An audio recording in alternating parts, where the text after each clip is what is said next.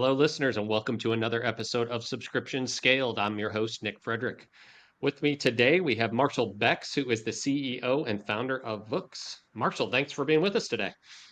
Hi, great to meet you. Nice to be here. Absolutely. Well, yeah, let's just start at the beginning here. Tell us about Vooks, what you guys do there, a little bit about background of yourself, and what your role is. Like you said, I'm Marshall Bex, founder and CEO of Vooks. And Vooks is a streaming service for animated children's books. So it's kids safe, ads free, basically Netflix, but just animated storybooks. And so we create content for kids 2 to 8 years old, and we work with rights, publishers, and all sorts of people to create great content for them. Awesome. And I can tell you a little bit about my background. That'd be great. So I got started out at Nike. I was out at Nike for 10 years helping to bring different products to market. So I was working in their brand group, bringing things like Nike Plus to market, also working on Pro Combat, women's training, you name it. I helped in some way communicate that story to the public or iterate through concepts.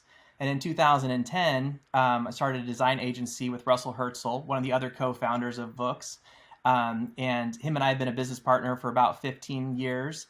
In 2010, we started our design agency, and our design agency worked for companies like Gatorade, Nike, both at the innovation level and the consumer level, helping them tell stories or come up with new ideas and new concepts for product launches and all that kind of stuff. So we got our start there. And then also another co-founder of Vooks is my sister, Shannon Bex.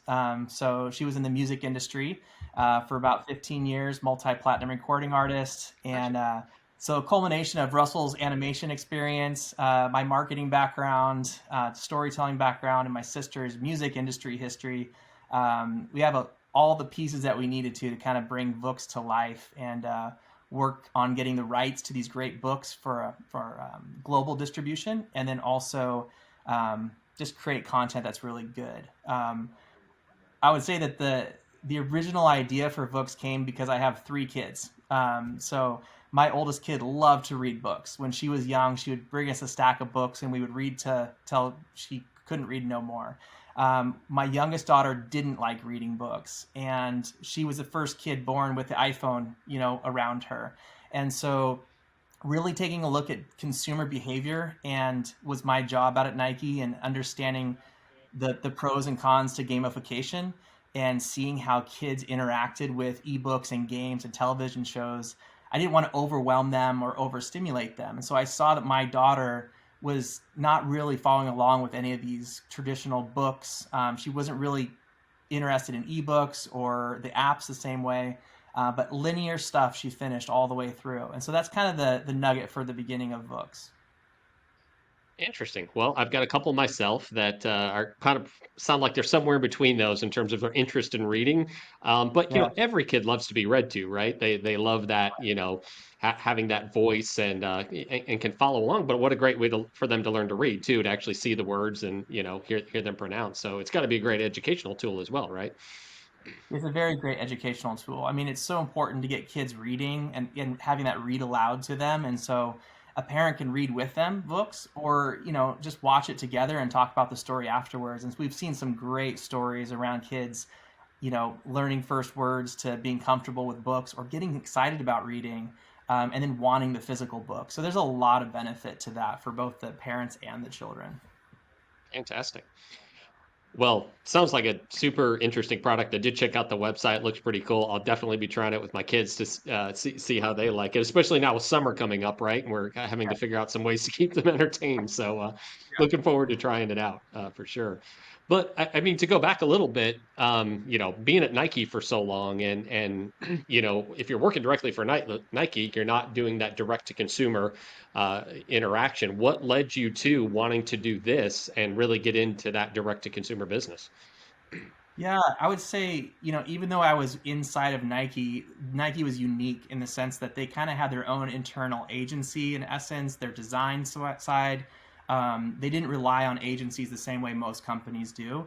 And there was a lot of insights that we garnished from direct to consumer. So there was a large portion of my business that I did with them where it was DTC, direct to consumer, both of the physical brick and mortar Okay. stores as well as e-commerce, and also through technology. So I had a large experience understanding that, and then also just all the supply chain side as well as the design side. It just kind of, I call it my Nike dojo years. I had 10 years out there just really soaking in all the information I possibly could, learning a lot of stuff along the way.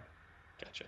So maybe I missed it, but how old is Vooks now? How long has it been an Yeah, organization? so Books has been around for about 3 years. The Okay. last 2 years, though, is really the push. I say 3 years because some of the ideation and the original stuff that me and Shannon and Russell were working on, to see if publishers even wanted to license books to us was the big thing. So I mean, you basically have two things that we were working on simultaneously. One was, does the publishers in the industry want to license this content and work with us? And two, did the consumers like it? And I would say that what we had found early on, and just building any brand or any sub brand, like what I was doing a lot of times for Gatorade and Nike, is you want to find that group that adopts it first, and you want to find the ones that get it right off the bat. We had a group of teachers that got Vooks and understood Vooks from the very beginning. The moment we showed Vooks to them, they wanted it for their classrooms, and they saw how it really engaged that those young kids, pre-K, K, first, second, third grade, and it just grabbed their attention. It calmed them down. It allowed an opened up story and telling to them that was, differentiated from what they normally do, or it was just another tool in their tool chest for the teachers. And so, really going after the heart of a consumer group that gets you right off the bat was our first year and our first focus, because building products and building a love of products, you have to have that consumer group that gets it, and you can use them as you know, your leaders in getting the word out there. So, in terms of your customer base, then, or who your target marketing to, is it educators, parents, combination of both? Great question. I would say it's a combination of both. Okay. Initially, the teachers gravitated toward us the quickest.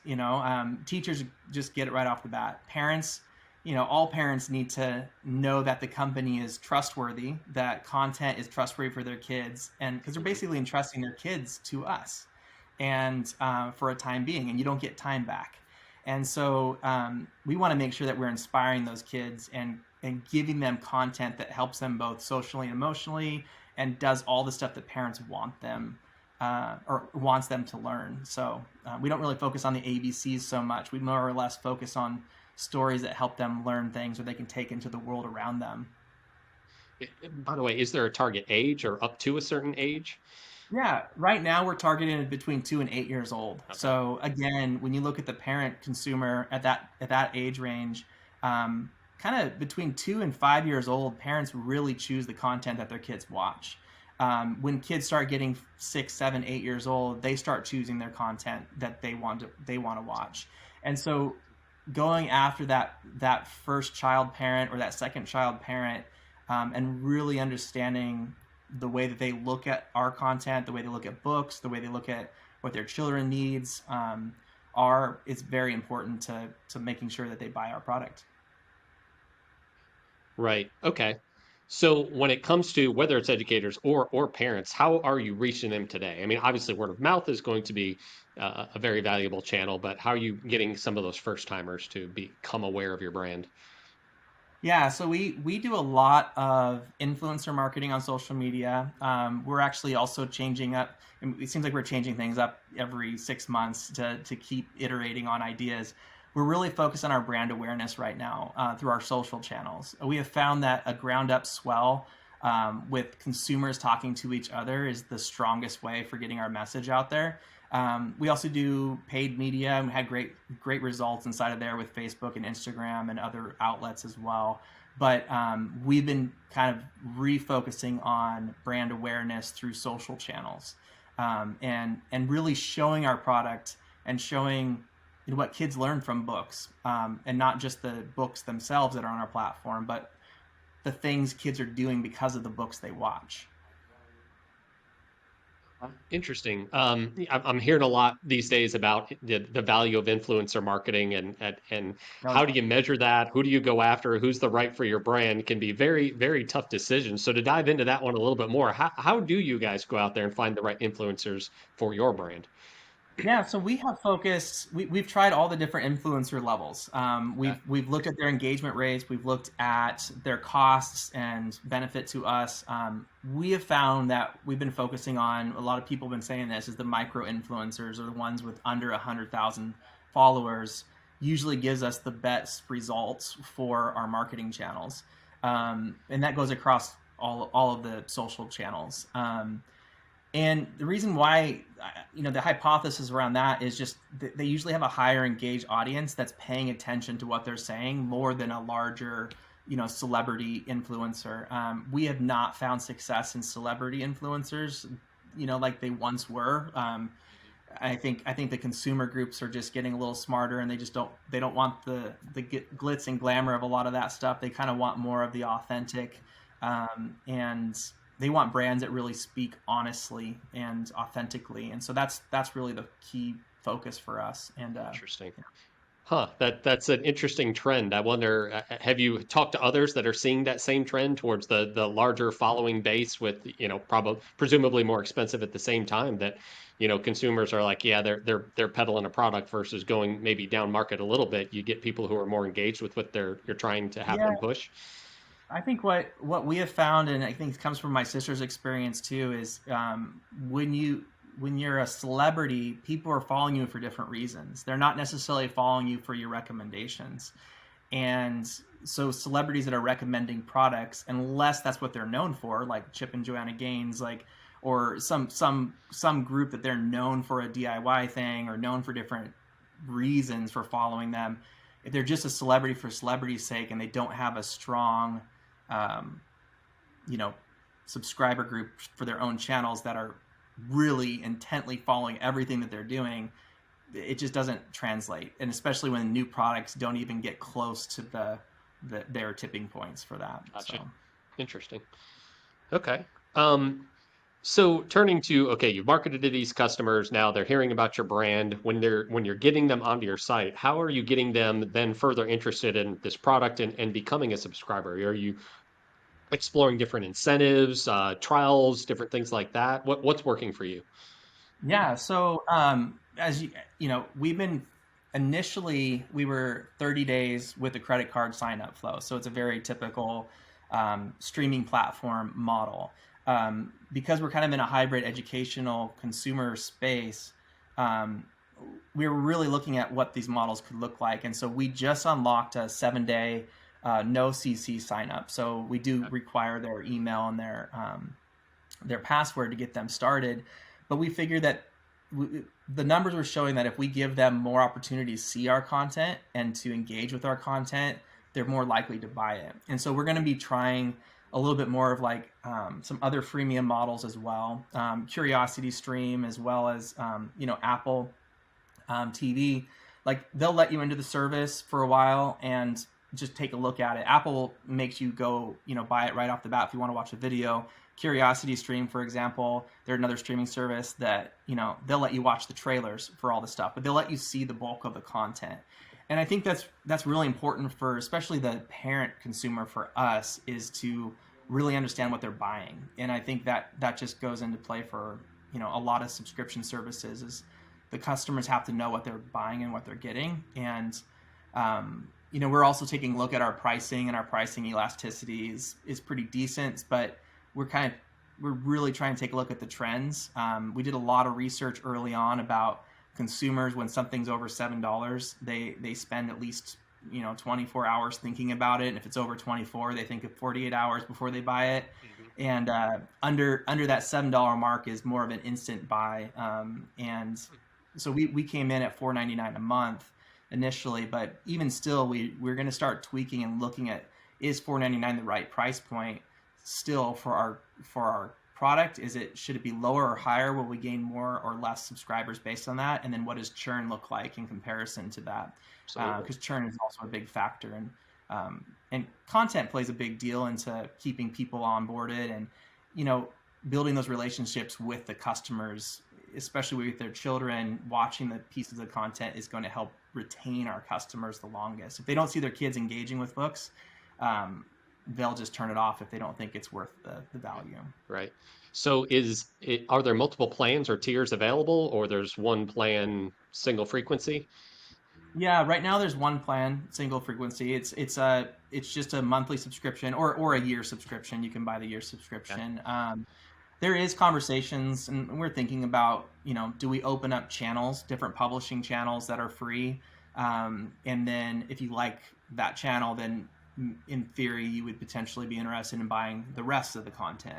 Sure. And some of our publishing partners are kind of, interested in those kind of opportunities to get their content out there further. So, yeah. So yeah, going back to that, your suppliers, right? Those that are giving you the content or licensing you, I should say, I'm sure the content to use on the site. What was that like to go out there and get them interested in this concept and kind of what you're doing? It was very, very unique in the sense that they were very used to ebooks. They were very used to short films. Mm. So we actually go after an enhanced video book right. So we actually created a new right, so that way it wouldn't take away from their other royalty streams, Sure. or revenue streams. Okay. And that seemed to work really well. And some publishers still don't understand that you can have media in multiple places and it still drives traffic back to physical sales. It doesn't take away from it. Or the idea of expanding an IP into different revenue channels. So we're still educating them, but the idea of being a digital strategy partner for retailers or for publishers is always been a key of ours. I think it's one of the reasons why they've liked working with us so much, is we really help push their titles.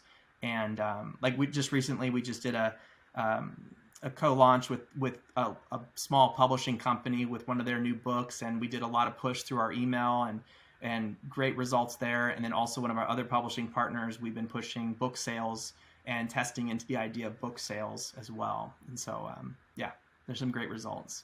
So are those the way I guess the structure around the way that they're compensated directly related to views of that particular content, or is it kind of a one size fits all approach?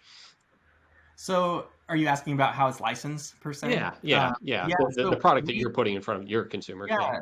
So our model is not based on a per view payment. It's based on titles in the library and more of a revenue pool share, okay, based on a percentage of our revenue coming in. gotcha. And that's actually very unique in this industry.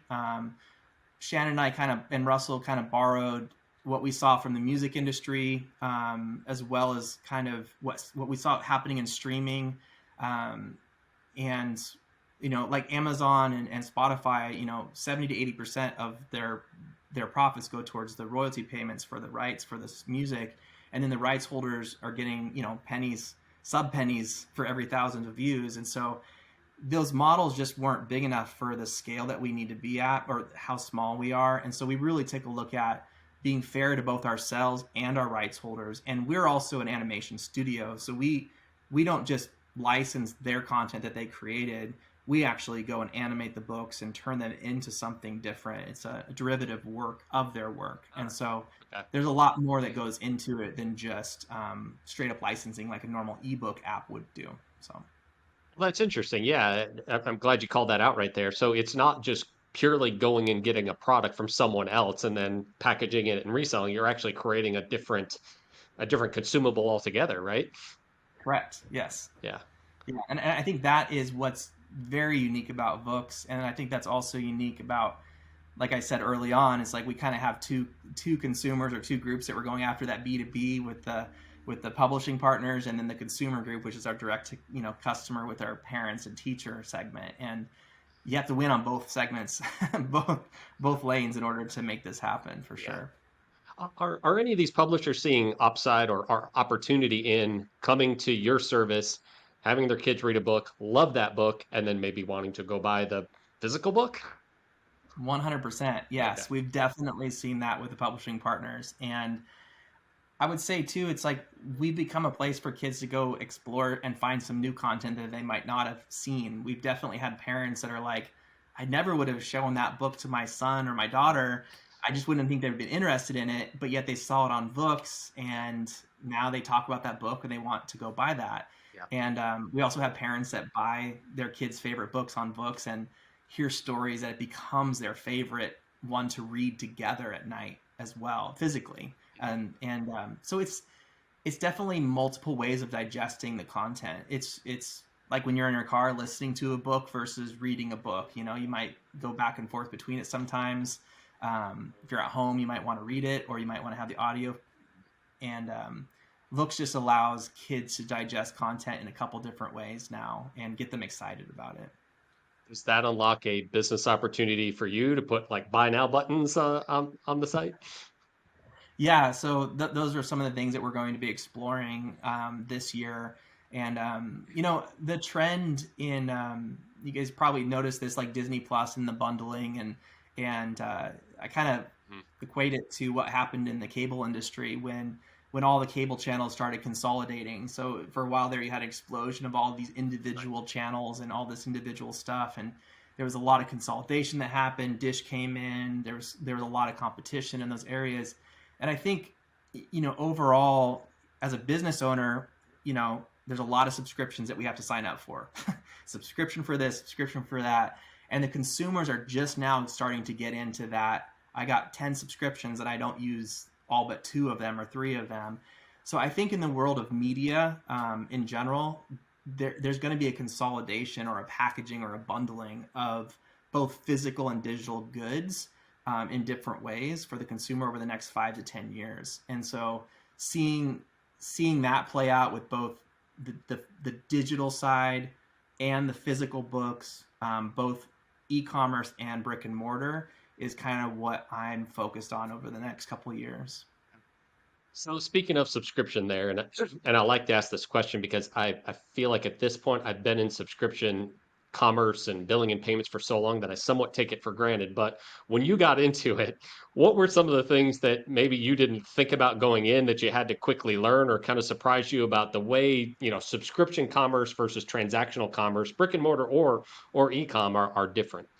It's a great question. I'll have to think about that for a second. I mean, the idea of a subscription was familiar with me. I mean, a sense of like I saw the transition from Adobe products, like just from my personal experience, like owning an agency. It's like I'd buy the Master Collection every 2 years. I'd buy Cinema 4D every couple years. I would buy these big software packages, and then the trend started happening, and that's why I said businesses kind of are used to subscription services, I think, quicker than the consumer group is. And so I was always paying attention to that. My job was always looking at trends. And so I don't think anything jumped out at me as being like kind of different or unknown in the subscription business. But I would say the thing that's the hardest thing to do is capturing that momentum and that excitement for customers and getting the other customers to share it and to have those communications. And just that snowball effect of like, okay, I got a customer. It's like, well, now what do you do with your customer? Well, okay, now you got to engage with them. Now you got to keep them excited about your product. Right. Oh wait, they want to cancel. It's like, okay, well, do you want to pause? Do you want to, all the retention tools, I think, are something that, we've had to really look at hiring the right people for those things. And we're still learning. I think those are the things that are probably the things you learn the most with subscription services is the retention side and the engagement side, and how much is too much communication with your subscribers. And so yeah, that's and then that right balance there, right? Yeah, the way I a lot of times like to describe it to people quickly is, when you sell brick and mortar, whatever, you're having point in time interactions with the consumer. When you're talking about subscription, you're introducing that plus time, because it's not a one-time thing. Maybe the payment is, but it's usually recurring. And then there's a period of time where you're engaging, fulfilling, interacting with, doing all of these things with the consumer. And there's so many things that can change in that period of time. And thinking through, okay, what can change and what happens when they want to change their payment method, they want to cancel, they want to pause, they want to upgrade, they want to downgrade. All of those different things come into play that you have to think through that don't really come into play when, you're buying a pack of gum or something to that effect. I would also add to that too, is like, once you get them to subscribe to your product, you start realizing the cohorts that actually engage the most with your product and use your product. And then you start looking at what's retaining them, what content do they watch. Like, so we built our data lake in our warehouse and started looking at our retention models and like the titles that parents and kids watch.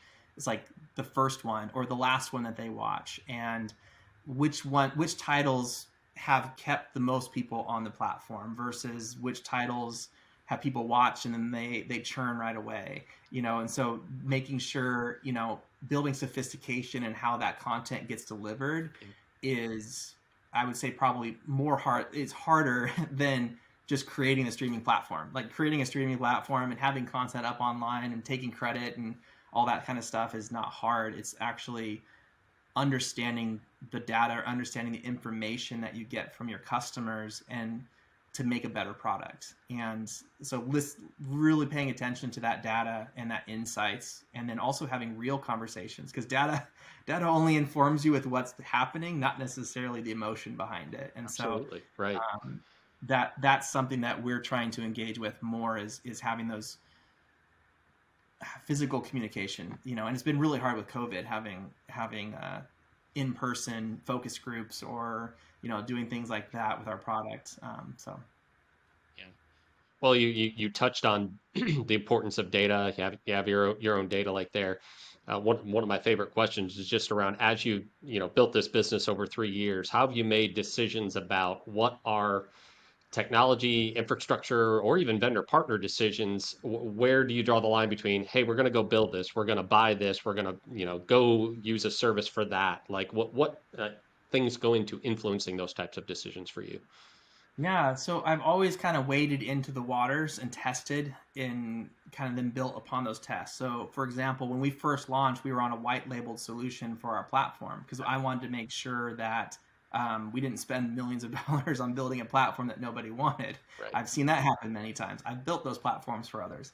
And so when we did that white label solution, there's a lot of pain points, and you just get to a certain amount of pain points that you're like, okay, we have to be able to control our payment gateway, or we have to be able to communicate to our customers in a different way. So building an enterprise level thing became the necessity for us. And then looking at the right stack, the right the back end as well as the front end, and what platforms we're going to be servicing first. We did a kind of a rolling kind of launch or takeover migration from the white label solution to where we are now. We still have 2 apps left on the old solution, just based on time. So like you said, you have to kind of weigh the cost benefits for each one and which one gives you your most customers, and which ones aren't supplying, the base that you need. So Are there any decisions along the way that were made there where you wish you had insight or seen a problem coming sooner so you could had better decision, or do you feel like they rose up at the appropriate time? I feel like they rose up at the appropriate time. We had struggles a little bit, building the first team to build the first iteration of our version, and then we had to scrap a lot of those plans and rethink it, and so that put us about 6 months behind where I'd like to have been, because we just launched our new platform in February, and I wanted to get it launched back in September, August, and That's right. so it's always that time, those timelines of this like. Yeah, and then sometimes there's products like, our ESP kind of taking a look at, the one we were on, just a simple one that a lot of people use, and really looking at enterprise level ESPs, but then you also have to take a look at your employees, and it's like, can your current employees handle the larger ESP that has more sophistication to it, or do you need to bring in new contractors or new employees to help manage the new software that you're building? So that's the thing I've been kind of talking to all of our managers is like, you have to bring in experts per new tool that know how to use that tool. You can't just learn on the job, because you do not get the benefit out of the tools, and that's everywhere from ESP to things like that, like Hotjar or Sprout Social, or all these other things that are tools to help you analyze things. You have to know what they're doing, otherwise you have to have experts in those You areas. you can Otherwise, go it's out and get the best tool known to man, but if you can't use it to its ability, you're probably leaving a lot of opportunity yeah, on the it's table. there's a it's like driving a sports car, a Formula One sports car. Right. It's like versus a Honda or something, and it's like you always want that sports car, but maybe I just need a Tesla. That's the thing that I'm really looking for is the one that drives the most on its own and it's the autopilot as much as possible. Yeah, there you go. Right. Right. But those are Yeah. hard to find. Well, yeah, and what I tell people all the time too is don't just be making a decision for today. I mean, be looking at where you think your business is going to be in 1, 3, and 5 years. What does that look like? We're all guessing, of course, but what do you think that looks like, and how is that vendor going to meet that? And maybe the decision is, yes, this meets my need for the next year, and I'm okay Right. with that. But I'm going to put that milestone out there that says I'm going to reevaluate this at a point in time before it becomes a problem or I outgrow them. So, just kind of being Yeah, disciplined, right? yeah. Every piece of product that we brought into or technology into our stack, we definitely took a look at it from a 3 to 5 year out, you know, lens. It's really hard to plan 5+ years, even in large corporations. Like you can really only plan 3 years out, and so if you're planning for 5 or 10 years out, it's really hard. There's trends that happen 5 to 10 years out, but like technology is changing so fast that Right. you don't want to waste money on building something that you might because it's going to change. And so you just need to use the technology that works today and fits the bill for the next year to 3 years, usually in your growth, and then reassess, in 2 years or so before that third year ends, and then find what new products are out there that can fill it. So every day it seems like just looking at those trends of what's happening in these different spaces. AI and machine learning have come so far in the last few years. It's just crazy what those trends could look like, and so Yeah. it's going to change a lot. It's going to change a lot. Absolutely. And it's been out there for a while, right? But I think people are figuring out ways to apply it, and therefore being able to layer it into your business and integrate it in a way that's actually useful is the way it's now becoming powerful, right? Correct. Yeah. Yeah. The Um, power. How? Yeah. You have to understand how to use it, just like data. Like, um, if you don't understand how to analyze your data or understand your consumer and give them the things that they want, it's a mute point. It's yeah. so speaking of, looking more than 3 years out, you're kind of taking a guess, but still being able to be nimble and pivot. When COVID happened, how did that impact you guys? I mean, anything that's I'm sure digital or online, is gonna see an impact there. So what did that do for you guys?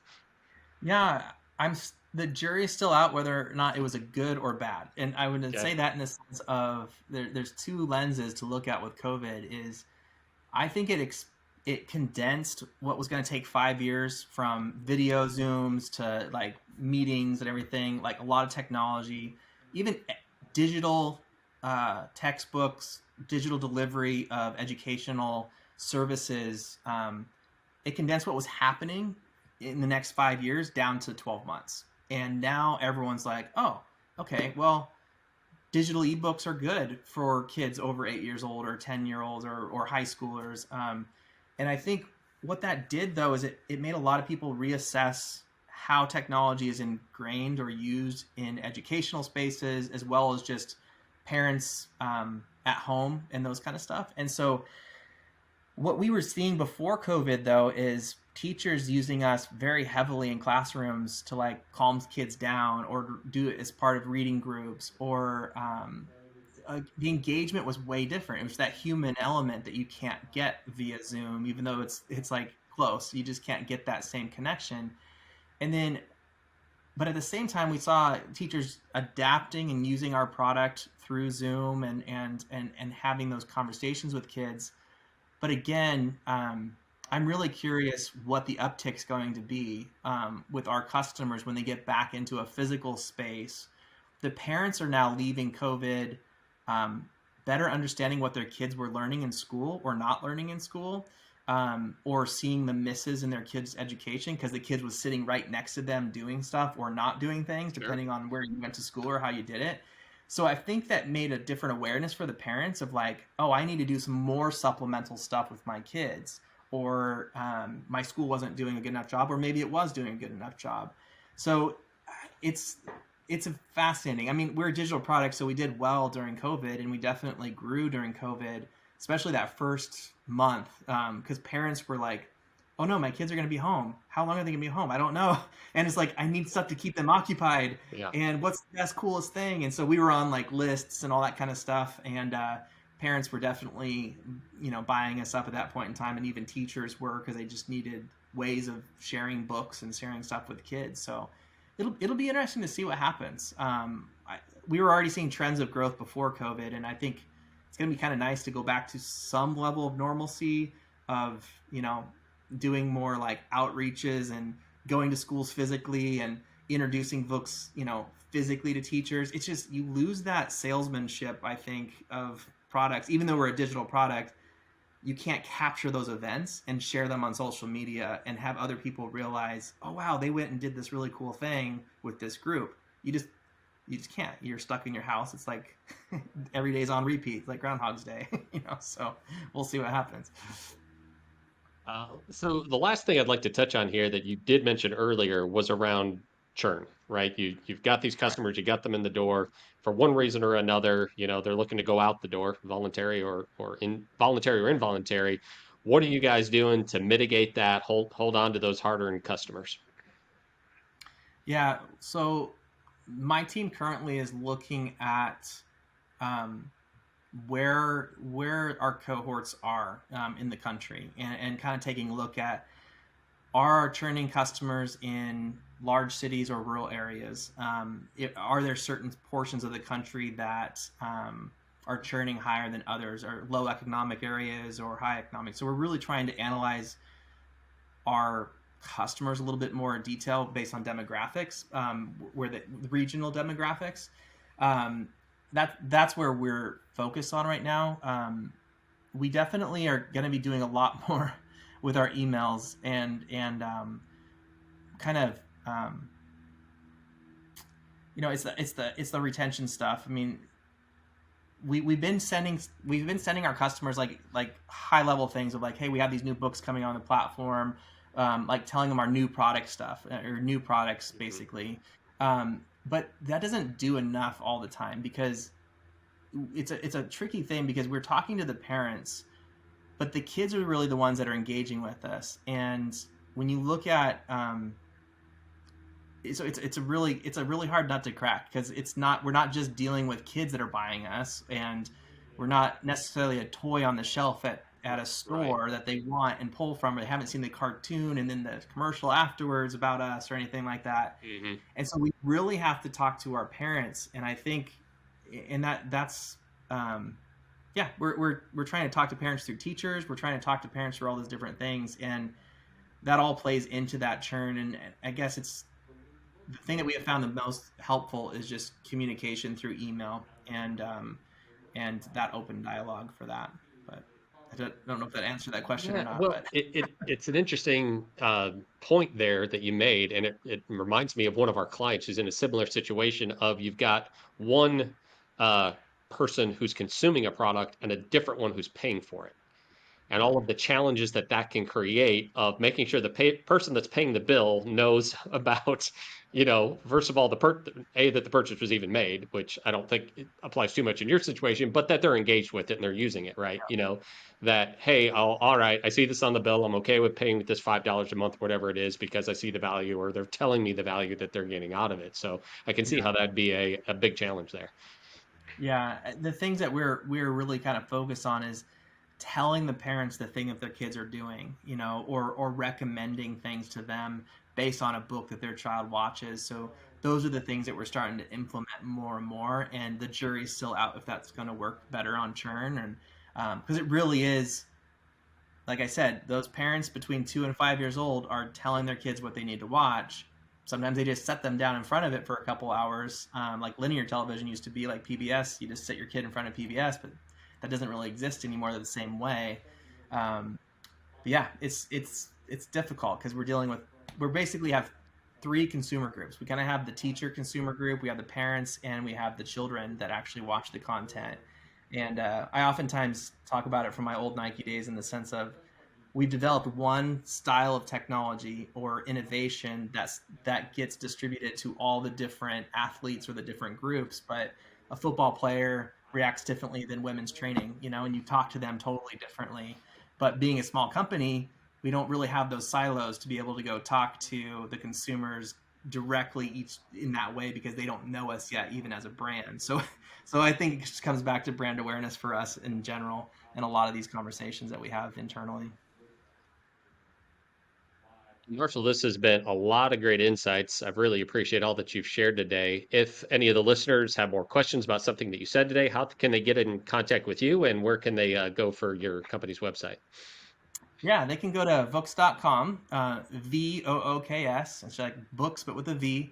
And then they can email us at info@Vooks.com and just send their questions there. And if they have anything, then we'll love to answer them. Awesome. Well, again, Marshall, thanks so much for coming on today. Thanks for sharing so much about your business and where things are going. Sounds like it's on a great path, and you guys are learning a lot. But again, thanks for sharing so much today.